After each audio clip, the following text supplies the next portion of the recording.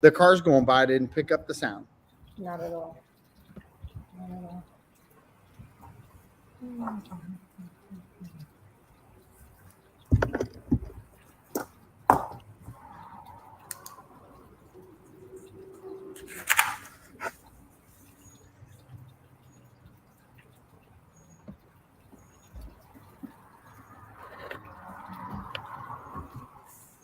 You're listening to WKDW Radio 97.5 and KDWRadio.com, broadcasting from the Bishop West Real Estate Mobile Tower in Northport, Florida. I'm actually on my journey out to Las Vegas with my friend Dave Cater, and we are in Hattersburg, Mississippi, sitting at BW3. So if you are out and about, go to Northport and see BW3s and let them know that we broadcasted from BW3s in Mississippi. That's a new one for me. I've got a very, very special crew in my house, and I'm going to let Carmine take over and start the introductions and what part you play in Northport Forward. Awesome. Thank you, John. We have with us Ginger Miranda, secretary, and we have Karen Dill, board member of Northport Forward, on with us. And what we look to do is, as you can probably see behind us, is to inform, educate, and inspire citizens. What's going on in Northport, we want them to be aware of what's going on. We want them to get factual information, and we want them to disseminate that information and make decisions for themselves. Ultimately, we want them to have a voice in their city and how this city is growing so rapidly, but to have a voice in how this city moves forward. Fantastic. We've had some really fascinating opportunities to engage with the community and have really staff and city management engage with the community. Can you talk about what you've done really creatively to connect everyone to our city government? Sure. Last year, 2022, we had 6 what we call meet and mingle, our meet and mingle series, where we introduced a new city manager, Jerome Fletcher, along with city staff and the district commissioners throughout the city of Northport. We've utilized libraries, we utilized closed communities to basically get the people together to meet their leadership and to hear how the leadership is managing the city. And in 2023, we started a Northport United Tour series. We held one at the Northport Safety Complex up in Welland Park. We had wall-to-wall participation.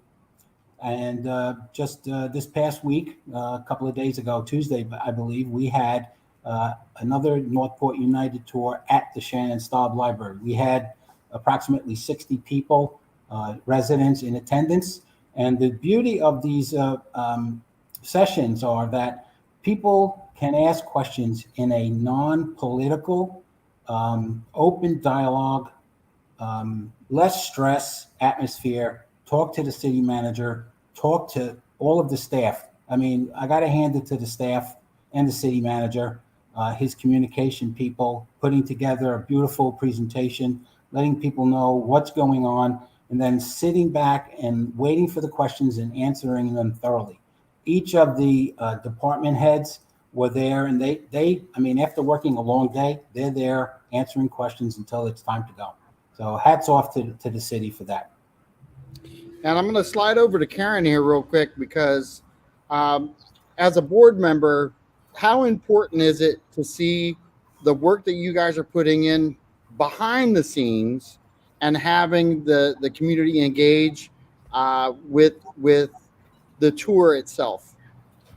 Well, I'm a new board member just coming on this year after attending a couple of the meet and mingles last year. And I've been on other boards, and it's very important.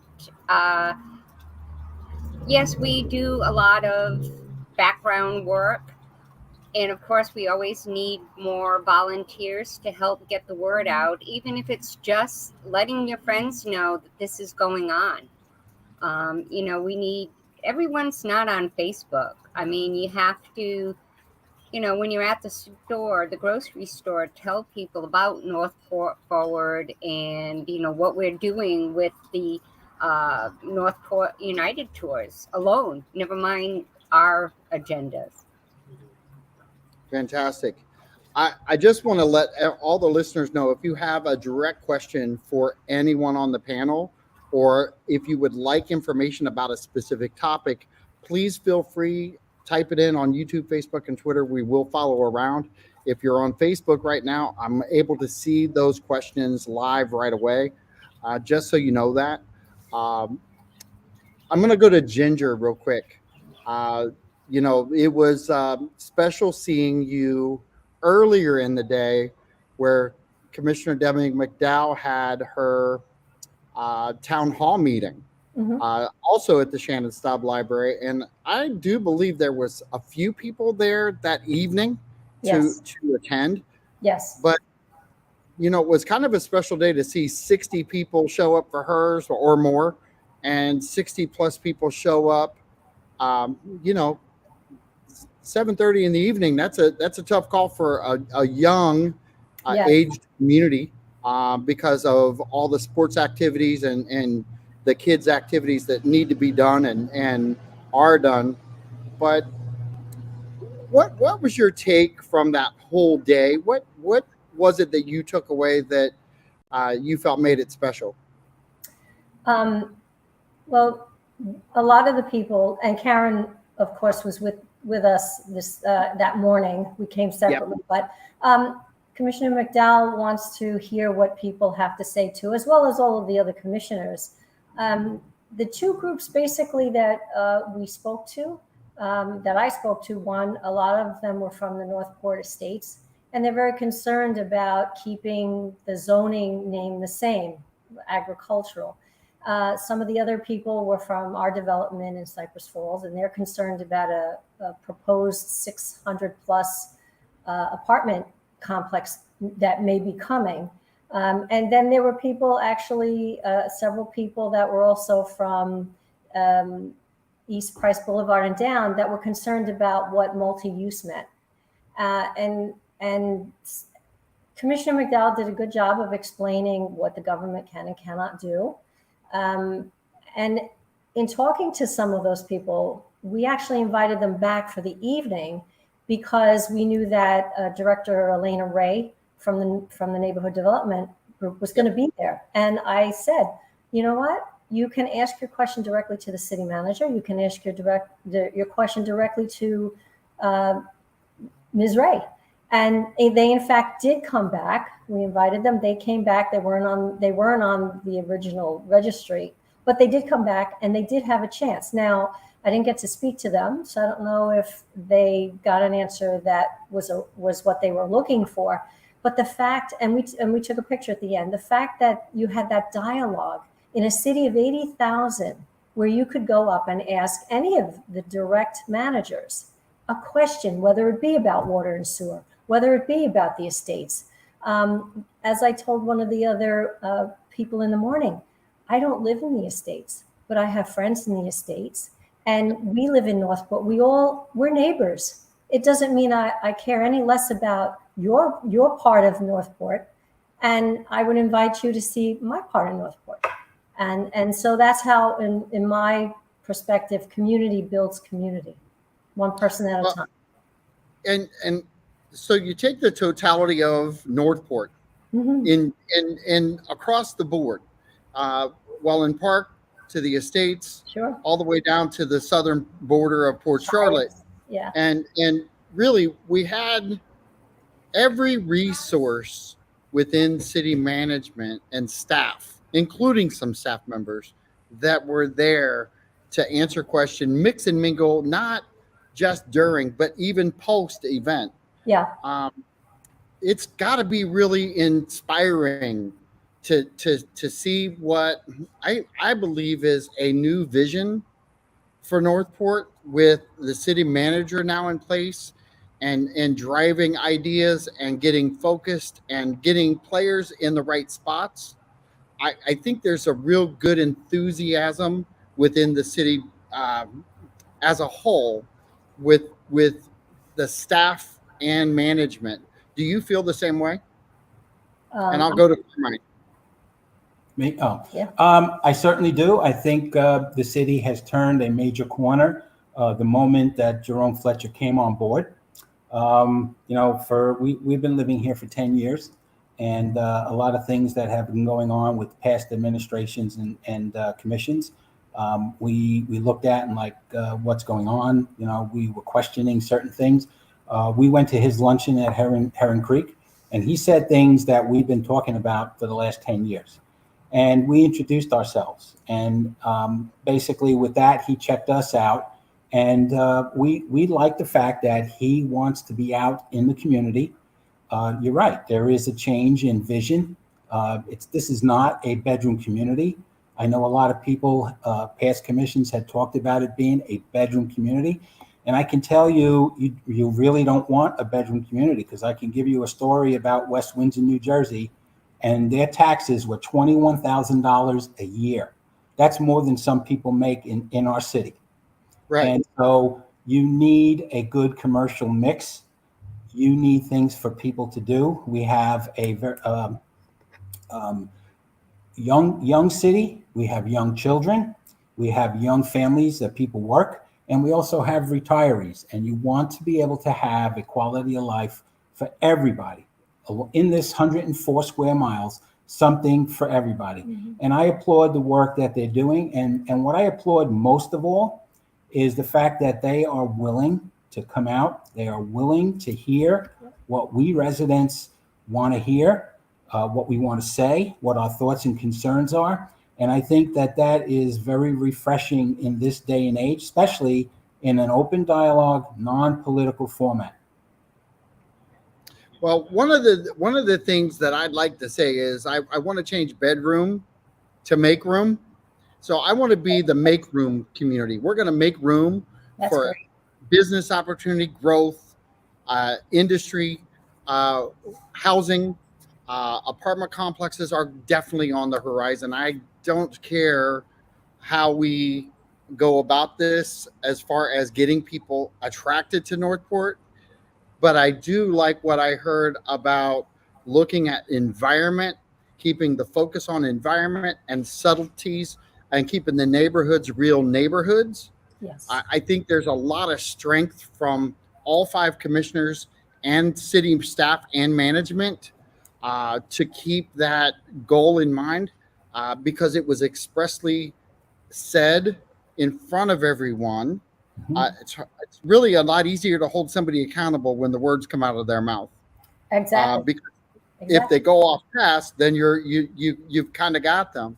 I'm going to go to Karen real quick, and I want you to talk a little bit about what it felt like to be at Debbie's town hall, and then completely the same kind of format, but all the involvement from the city staff and city manager. What did you take from that day? Well, I think all along Debbie has been very upfront and willing to talk to anyone who wants to know what's going on. She might not always have the answer, and she's honest. If she doesn't, she'll try to find out and get back to you. And I've seen that happen. I come from a small town where we had town meeting government. So what Jerome's doing and all this kind of stuff is natural to me. We moved here in 2014. And at that time, I couldn't, from 2014 until Jerome came in, I never met the city manager, but I was very involved all along with all the commission races. We just believe everybody should get out and vote. And,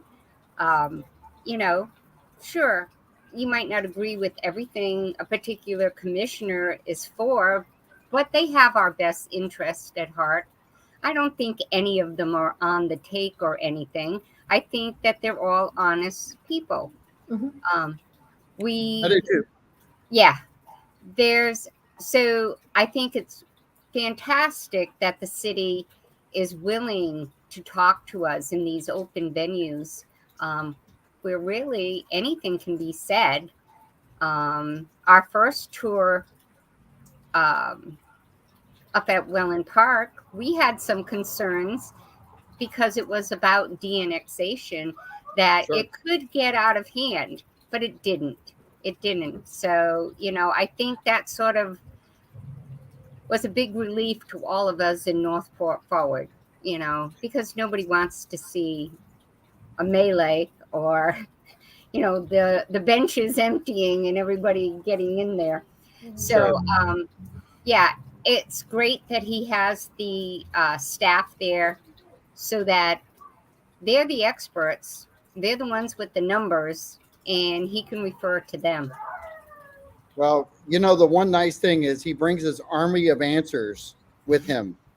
Uh, he does rely on staff a lot to give insight, and that's the one special thing about our government is the city manager and staff.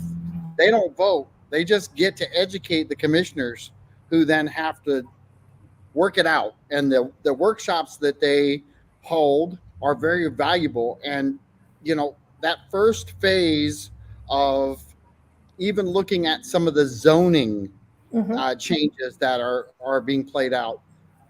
There's an important factor that people need to understand. First off, it was the first one, Right. so everything is on the table and everything needs to be talked about. The second side is this is where an educated community can get involved Right. and start giving feedback and participate. I want to know what Northport Forward, why is it that people can come to you? And I'll go to Ginger because I haven't talked to you for a few minutes, but I want to know why people should come to Northport Forward and get their information. Well, it's said in our mission statement, we inform, we educate, and we inspire. We don't tell you how to vote, but we do provide the factual information.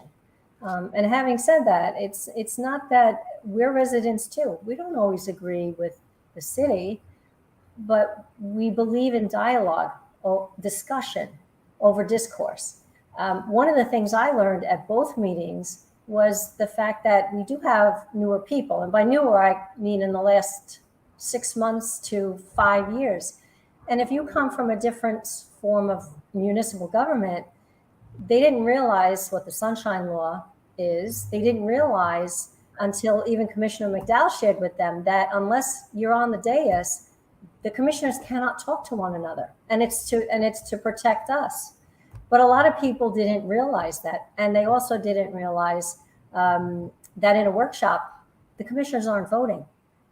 That it's not a vote, and so that's part of the education of Northport Forward. It's these little important bits of information that help people be able to understand how their city works and how they can best really engage. And that's all we do. So I'm going to ask all of you the same question, and I'm going to give my answer first to the question. How many of you came from a different city government than we have here now? I'm number one. I definitely came from a different environment in Columbus, Ohio. Carmine and Ginger. We both came from the New York, New Jersey area. Mm-hmm.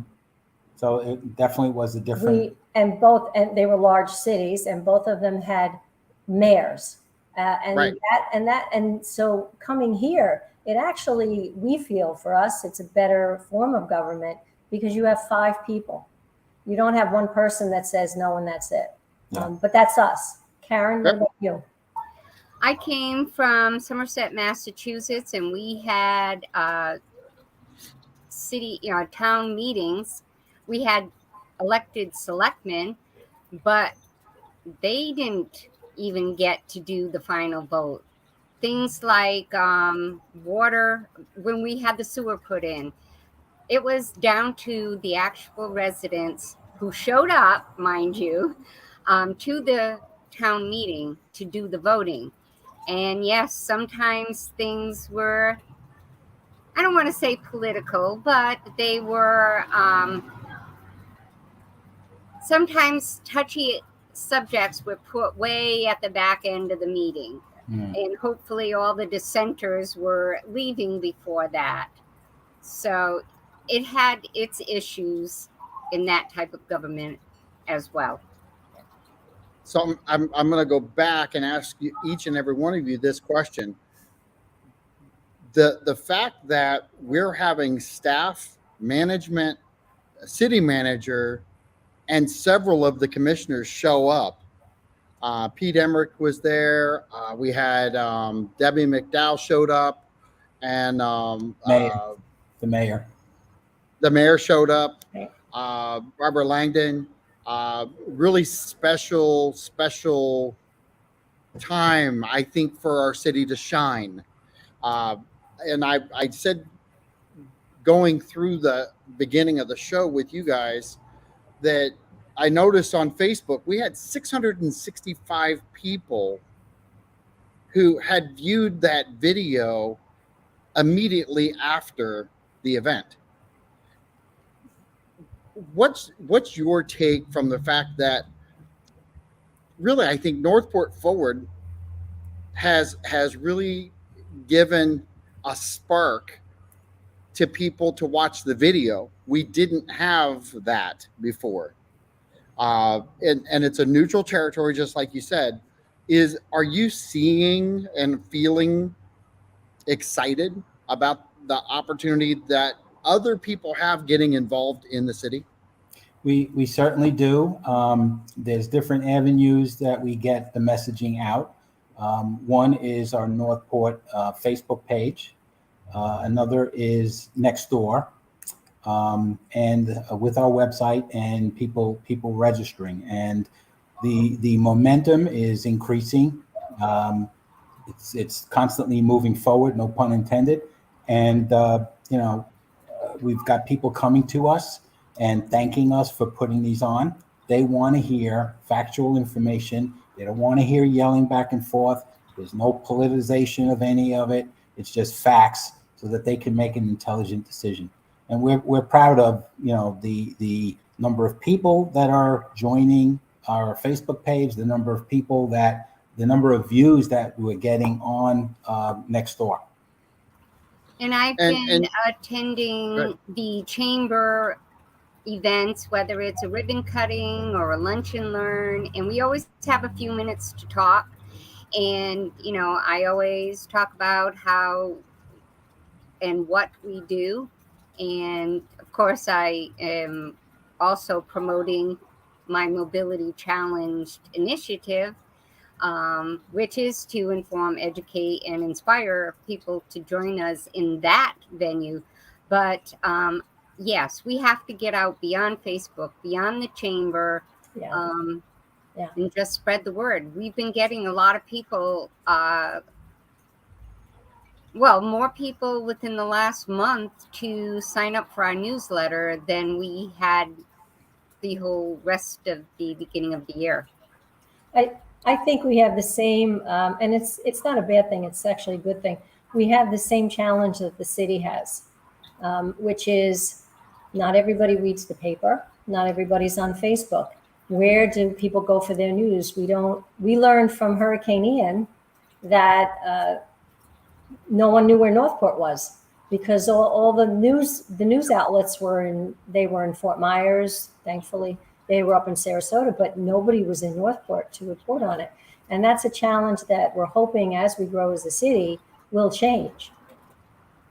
Well, I'm going to run off of the word challenge for a second, because we have right now really, I think, several hot topics that are happening in the city right now. And more people need to share this information at this moment than ever before. Right.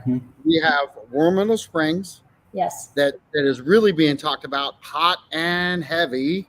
Last week I did a show with Debbie McDowell for almost 50 minutes. We talked about that. Yep. We didn't talk about anything else. Mm-hmm. If you don't think it's a hot topic, all you got to do is go one of these meetings and just say one thing about Warm Middle Springs, and 50 people are going to join in, all with different ideas, all with different thoughts. Exactly. One of the things I wanted to ask is that when you have hot topics like Price Boulevard, you've got the zoning regulations, you got Warm Middle Springs. If there's an active group out there, no matter how big or small, if there's an active group, I'm kind of tired of the squeaky wheel gets the grease, and then post event, everybody goes, well, why didn't I know about it? First off, take responsibility. You got to get involved. The easiest way to get involved is to look on Northport Forward, email them, give them the topic. They'll do the research. I just answered the question for you guys. But tell me, please, why should people get involved, not just with Northport Forward, but within the city so that their voice can be heard? I think wherever you live, whatever city you're in, you should always be aware of your surroundings. I don't know if that's, what I learned living in New York and trying to, being street smart, one, and also, know, because, there are people making decisions that actually affect your wallet. And more importantly, we would have to live through the consequences of decisions where, too much growth and not, laid out properly, it can damage, one, the environment. There could be a lot of traffic jams, a lot of congestion, a lot of pollution, a lot of noise. So it behooves everybody to come out and go to the budget meeting and understand what's going on with the budget. Look, we're a city, I said it the other night, we are a city that's 64 years old. And when we grew up in Brooklyn and New Jersey, and then worked in Manhattan, it was a city that's 400 plus years old. It was already established. They had their transportation, they had their restaurants, they had their Central Park, they had all of the commercial that they needed. You weren't going to get, you didn't get to decide. Yeah, you didn't get to decide how it was going to look, Yeah. And what it was going to be. I think, honestly, to tap on that, the city's done a great job with the budget input tool, and they simplified it, and they give you $100 to spend. They asked everyone to say, where would you want your $100 to go? And honestly, for me, I thought it was simple, and then it wasn't. And what I ended up doing with my $100 was very different than when I first went on. I thought this will take 5 minutes. It's not that easy. The city only has so much money. And so you have to put it where it will do the most good for the most people. And that's why it's important for everyone to give their input. It just is. Like the other night, John, city manager, they put up an interactive tool. Right. And you were able to use your camera to the QR code, and then you were able to respond to some of the questions. Where would you put your funding? And a resounding public safety, right, and also economic development from the audience. There were a little bit for other things, naturally the environment and stuff. And city manager also talked about starting a new group within the city for environment and hiring people and actually putting the money where their mouth is. Because you can say you're going to do it, you can form it, you can have it on your org chart, but if you don't fund it and you don't get the people, it's pretty much worthless. Right. So everybody needs to come out. Everybody needs to understand, because we are a rapidly growing city. You mentioned it. There's a myriad of items that are coming up. Everything between budget, Warm Middle Springs, Price Boulevard. We had Hurricane Ian. We had the water control structures that need work. So the money has to go someplace. So they're trying to do this. They're trying to get other sources of money from the state, from the county, from grants to supplement the tax dollars. Thank God the residents voted for the surtax. Right. They approved the bond to be able to do Price Boulevard. I wish that the Department of Transportation would look to do the interchange between 170 and 179 a lot sooner than 3 or 4 years from now. I don't know if it would take a lot of residents calling in to express their issues and their concerns with it and maybe build a fire under it.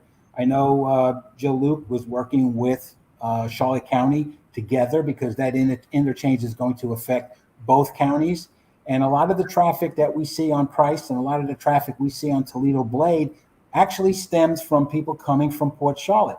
Now, if they work up in, let's say, Sarasota or Bradenton, and they live somewhere in between 170 and 179, do you honestly think that they are going to go back to 170 and get on the highway? Or they're going to come up 41, turn down Toledo, and if Toledo is crowded, turn down Price to go to Sumter?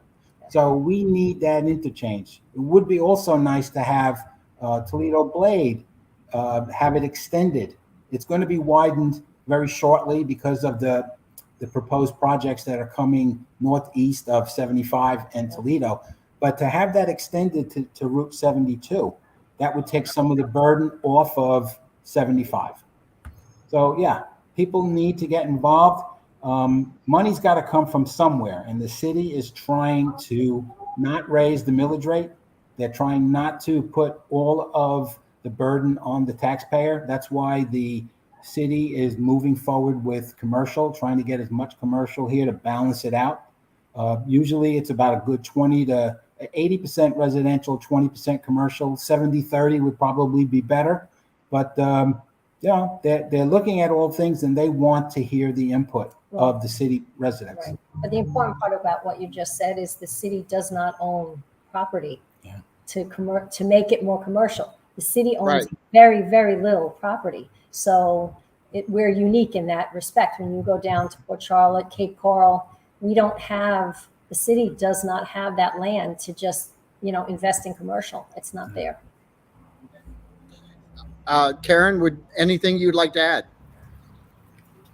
Well, of course, I'd like to promote my mission, which is That's okay. Making businesses and the city more aware of all the obstacles that there are for people who have mobility issues, whether they're using a cane, a walker, or are in a wheelchair, or even the scooters. There are obstacles for them. Steps, definitely. Width of doors. Just trying to open a door to get into a store can be impossible to someone who is alone. We'll be going out and promoting it in a positive way and showing which businesses are friendly. We're not going to knock the businesses that aren't, certainly don't want to be coming across as anti-business. But I'll give you one example. The Goodwill suffered a lot of damage through the hurricane, and when they reopened, they put in automatic doors. It doesn't just help the handicap. Stores where you buy a bunch of things, you come out with a lot of stuff, or even if you're just pushing a carriage, sometimes it's hard getting out.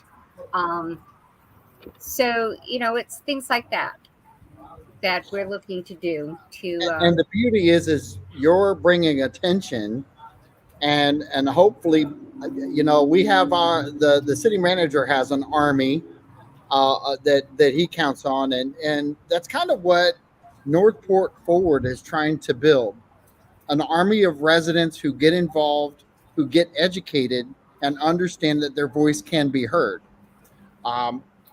Action points may be 15 minutes on the phone. It may be an hour here and an hour there. It doesn't have to be an 8-hour commitment a day. Right. That's the special thing about Northport Forward, isn't it?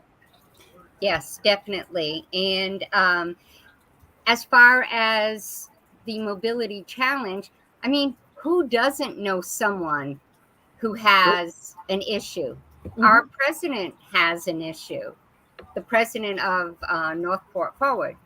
Um, you've got your grandmothers, the younger people do. We're in that age. Well, I'm in that age of being a grandmother. But so, yeah, we just need to talk about everything with other people and spark some life to get them involved. And, Warm Mineral Springs is a topic that's hot. Price Boulevard has been hot since I've moved here. And, hopefully we're still going to get the hospital at Sumter. So, we just need to talk about everything. And I'm going to throw another topic in real quick because we've got about 20 minutes left, a little under. But I want to kind of talk about what we were talking pre-show with water and sewer and everything that goes on there, because we have a major issue. And I'm not talking about Northport. I'm talking statewide. The Yes. whole state Yes. has to really focus first on sewer, and I think that is number one, by the way, and again on the water side, which is a real close 1B to number one. They are very much together, okay, but our sewer systems or our septic systems that we have, if we don't get some corrections into place, Port Charlotte now took advantage, and they've got the Ackerman project going, and it's moving along. And one of the things I want to tell people about is that they gave them a 10-year, $575 annual payment to get their Hookup. water or their sewer and water hooked up. Right. And so there's really some creative things that we're looking at as a city to do as this advances. And I know that because I've had those conversations with leadership. But Carmine, can you talk a little bit about why the city is really actively talking about water and sewer now, and why people should hear the words and get involved? The governor put his money where his mouth is, and they came out with a Senate and a House bill to look to convert septic and well to public water and sewer because of the nutrient loads and because of naturally red tide. Red tide is a natural occurring, and it's been happening for years. And it's not only the septics that are causing the nutrient loads. There's a whole host of things. You could talk about Lake Okeechobee. You can talk about Mosaic and some of the dirty water that's coming down. The north of Lake Okeechobee, where the cows are roaming, and the sugar plantations with all of the fertilizer and naturally all of the nitrogen that the cows produce. Yeah, it's one massive task to undertake. But we have the good majority of Northport is well and septic, as is most of Florida. And the city has undertaken a section, Elizabeth Wong and Mike Volo. There's what they call phase one. And Northport Forward, I talked with Mike Volo and Nancy Gallinaro, and they are very interested in coming out and just having a special, maybe an hour-long session, either at the library or someplace where residents can come and ask questions, and they can hear factual information about what's going on. They had to purchase some land for a pumping station. They have to. They're looking at that area as phase one, which I think is near Big Slough, and I'm not sure of the boundaries. But they also determine, because a lot of people will say, well, it's not the septics that are contributing to what's in the water, what's in our canals. Well, the city went and did a test to look for sucralose, which is not a natural occurring nutrient or chemical. They went to the extreme, I guess, border of where Northport, where that's not well populated, and they tested for sucralose, and there were minimal, if any, traces of sucralose. And then they came down to the area that they're looking at, which is heavily congested. Naturally, it's very dense with residential units and a lot of septic and well, and they determined a very high percentage of sucralose. So that tells me, that the septics do contribute the nutrient loads, especially when during the summer months when there's a heavy rain season. The leach fields can only leach so much. They get saturated, and we don't have a high water table in Florida. So yes, it does leach, and the nutrients that are in your septic, as well as pet waste that's not picked up, attributes to that as well. So yeah, we have a real problem, and I feel for the people who they're building homes, and they've got a brand new septic, and they just paid a couple of $100,000 for their home with a brand new septic, and now they're being asked to convert to to public water and sewer. So yeah, that's a real burden. I just in a way I wish that when builders build these homes in areas that don't have the infrastructure, that they build the septic, but they also have the piping that goes to the street, and there's sort of like a cutoff valve that they can shut the septic off and then just have it go to the street, and then it's a minor hookup that may not cost them that much to have done. Anything, just thinking out of the box. How can we address this? And that's kind of what we want to do. We are not subject matter experts. We hear what's going on. We see what's going on. We do research, and we look to get the people who are what we call subject matter experts or just experts to come and talk to the residents. So they're getting facts. They're not getting misinformation from a neighbor down the street or one of the Facebook groups or whatever. They're hearing it directly from the horse's mouth, as I put it. Well, with the state being involved, and really some of the federal government being involved with what we're having to do to get our water clean, and keep our, I loved how you described it, because you hit almost every part of the state with a goulash of toxic waste, that ultimately runs downstream. And where does it go? To the Gulf.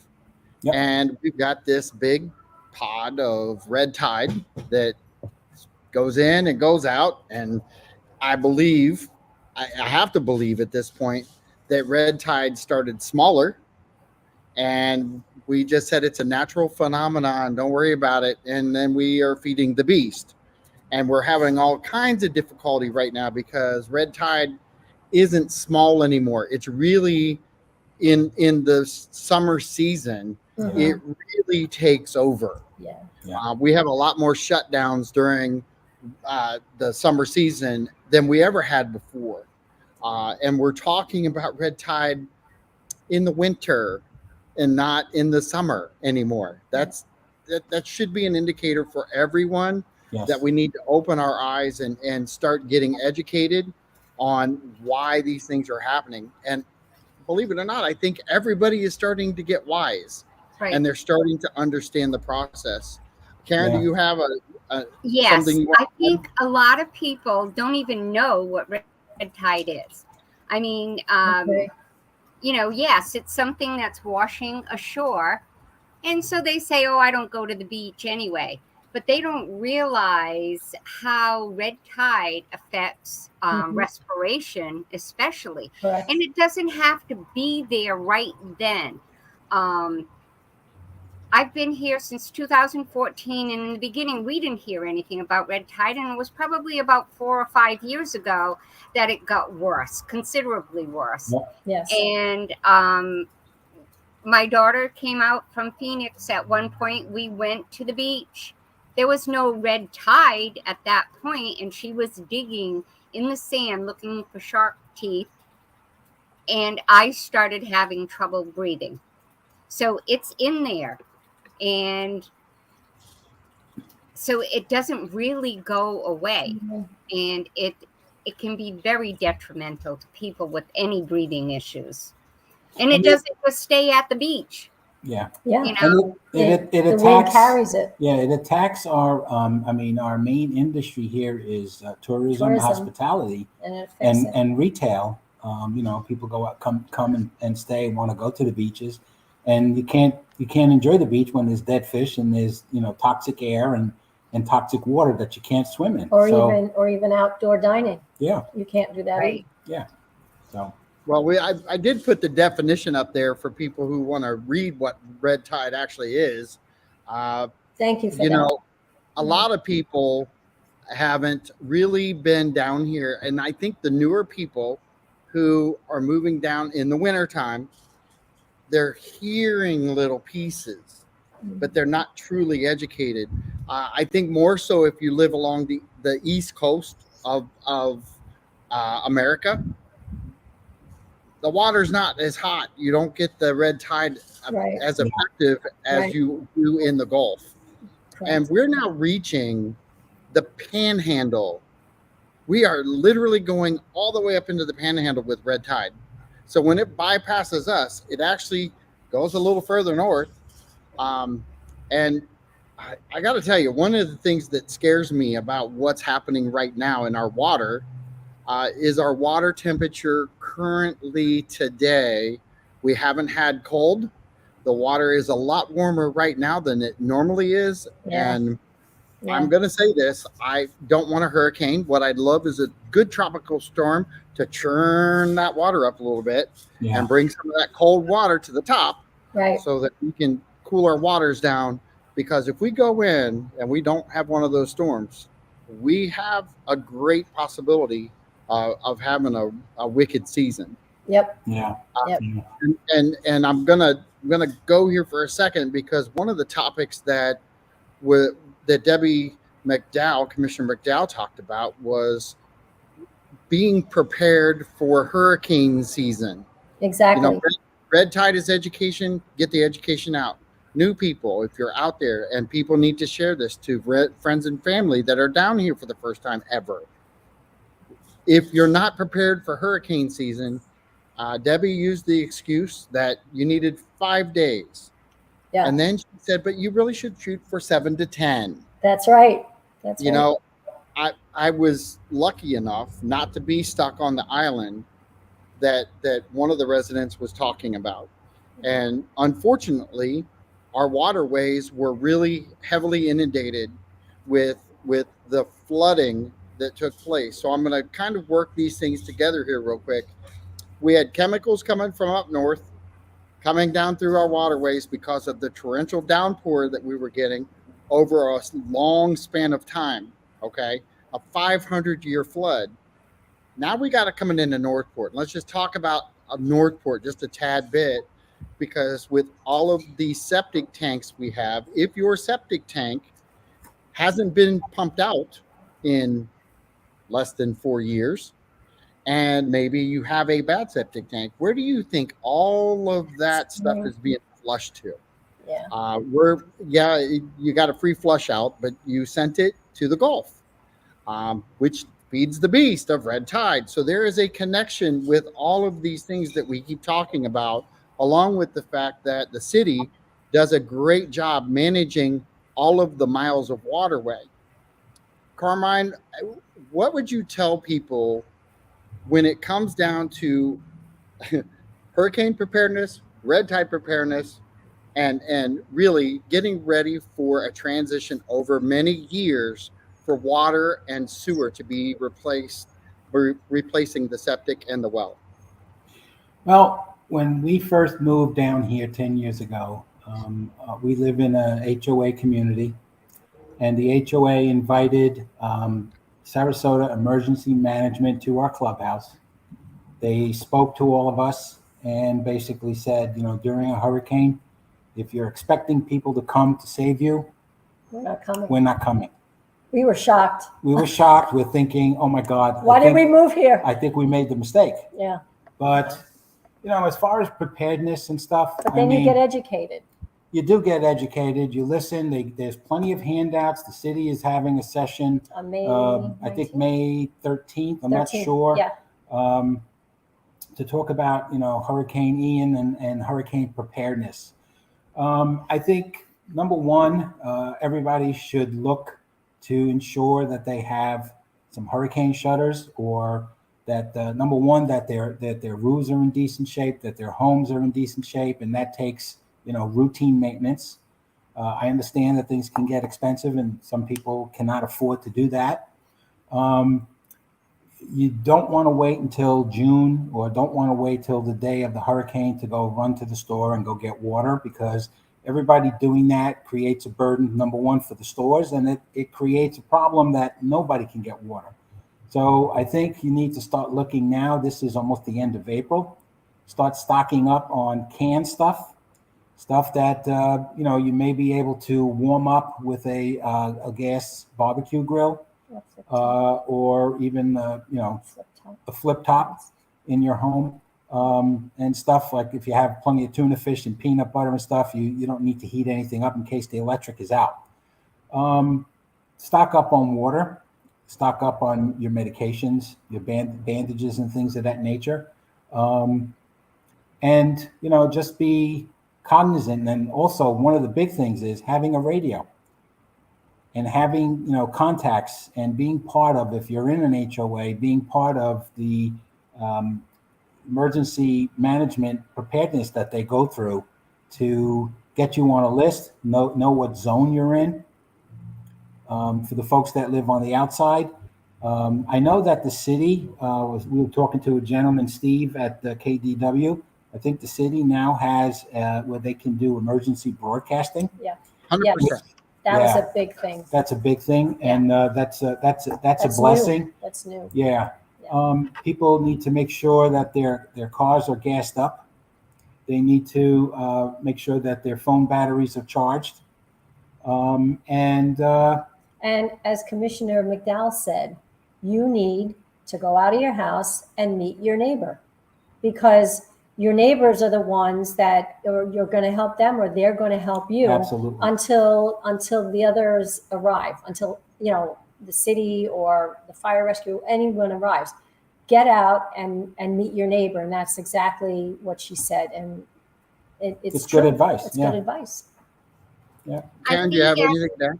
Yeah, I think after Ian, before Ian, it's like, oh, it's a hurricane, it's not going to come to us and all this stuff. I think with Ian, everyone should have learned that you don't know where it's going until the very end. I mean, it wasn't supposed to hit us like it did. It wasn't supposed to stay over us like it did. Right. I think more people will be more prepared and take it more serious because of how bad Ian was and how long. I've been through hurricanes before. They didn't cause this kind of damage. Yeah. 6 months later, there are people who still have tarps on their roof, no pool cage. There's still lots and lots of damage out there. Yeah. So, hopefully everybody takes it a lot more serious. Absolutely. We've got a little over a minute left. I can't believe 55 minutes is going to fly by this quick. I've got maybe a minute. Carmine, is there anything that you want to add into this thought process, more than a show, than to get people involved with Northport Forward? Less than a minute. Less than a minute. Okay. Well, Less than a minute. Yeah, I think all residents, like I said earlier, should be involved, should know where they live, and get to know their neighbors as well. And coming out to these, United tours, it's Northport United. That stands for something. The city manager talks about community of unity. We're all in this together. So much that we hear on the news about they're trying to separate us or divide us. And so much of it is, well, if you're this political affiliation, I'm not talking to you. And there's so much of, people want their knowledge, their opinion heard, that they don't take the time to listen to somebody else. So a lot of times we wind up yelling at each other and we walk away and we don't solve problems. So the bottom line is, if you want to come to our meetings, they're free. There's some light refreshments. We welcome you. It's non-political. We have not had a meeting where we've had anybody shouting. We will stop the meeting if that happens.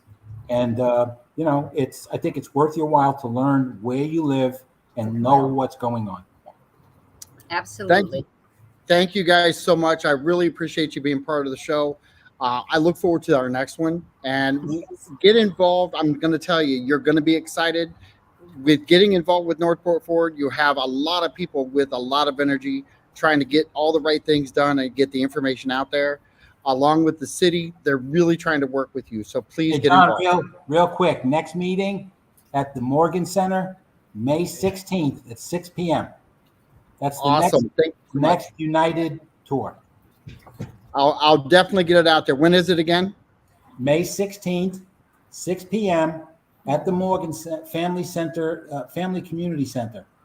All right. Awesome. Yeah. Northport so much. Forward at Gmail. Yep. We'll be Awesome. we'll be sending a letter out, an email, and we'll also be putting the registration details out as well. Thank you, John. Thank you. Thank you. Have a good day. Okay. All right. Have a good Bye-bye. day.